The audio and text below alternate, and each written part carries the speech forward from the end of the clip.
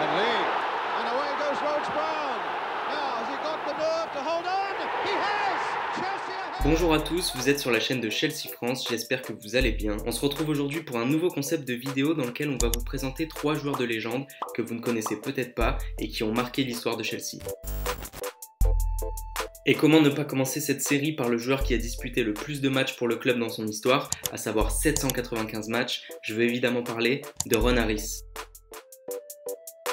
Ron Harris commencera par l'équipe jeune de Chelsea en 1961, en gagnant notamment la FA Youth Cup, et fera ses grands débuts en pro l'année d'après, à seulement 17 ans. Pendant 20 ans, il restera un élément clé de la défense de Chelsea. En termes de longévité dans un club, on peut difficilement faire mieux. Sa particularité, c'est qu'il était l'un des défenseurs les plus redoutés de son époque et certainement l'un des plus agressifs de l'histoire. Comme vous pouvez le voir, il n'hésitait pas à tacler par derrière sans forcément jouer le ballon, et c'est sûrement de joueurs comme lui que viennent les bons vieux clichés sur le championnat anglais. Mais ça ne s'arrête pas là. Que serait un joueur iconique sans un bon surnom ? Ron Harris était considéré comme dangereux par certains, ce qui lui vaudra le surnom de Chopper, qui signifie littéralement le hachoir en français. Mais ce qu'on retient de Ron Harris, c'est surtout sa loyauté envers le club dans les années 70 qui traversait une période difficile et voyait ses stars s'en aller à tour de rôle. Donc voilà, un joueur dur sur l'homme, mais qui resta fidèle au club malgré 2 relégations et la perte du brassard de capitaine. Alors Ron, merci pour les travaux.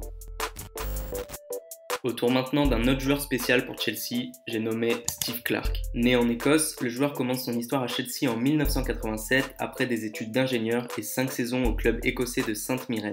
Il disputera 491 matchs sous les couleurs de Chelsea jusqu'en 1998, soit un peu plus de 10 ans. Le joueur a marqué le club pour être encore aujourd'hui considéré comme le meilleur arrière-droit de l'histoire de Chelsea. En effet, Steve Clarke s'est offert un petit palmarès lors de son passage en remportant la FA Cup en 97, la Coupe de la Ligue en 98 et une C2. C2 qui était à l'époque la Coupe des vainqueurs de coupe.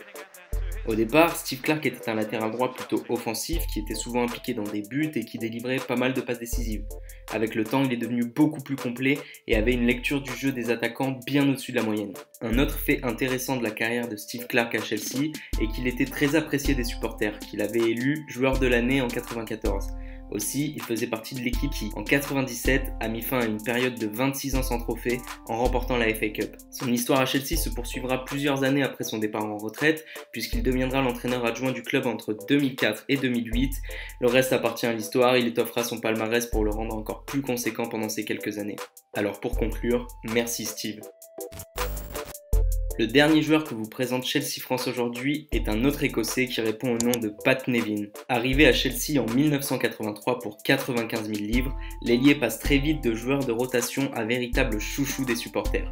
Et pour cause, son jeu basé sur sa vitesse et sa technique amène des résultats au club et des matchs mémorables.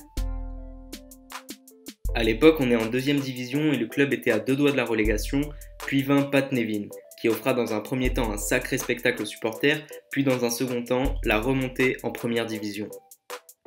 Après 193 matchs et 36 buts, Pat n'aura hélas pas remporté de trophée, mais il aura gagné à jamais le cœur des supporters. L'Écossais sera nommé 2 fois joueur de l'année à Chelsea. Son dernier match fut peu glorieux puisqu'il amènera à la relégation du club, mais notre cher Écossais Pat Nevin, en véritable amoureux du club, restera supporter et tiendra même pendant un temps une tribune hebdomadaire pour le site web et le magazine de Chelsea. Voilà, c'est tout pour cet épisode, merci d'avoir regardé la vidéo, n'hésitez pas à donner votre avis sur ce nouveau format en commentaire et likez si ça vous a plu. Comme d'habitude, on se retrouve sur le Twitter de Chelsea France pour toutes les actus et discussions sur le club. À la prochaine et n'oubliez pas, Come on Chelsea!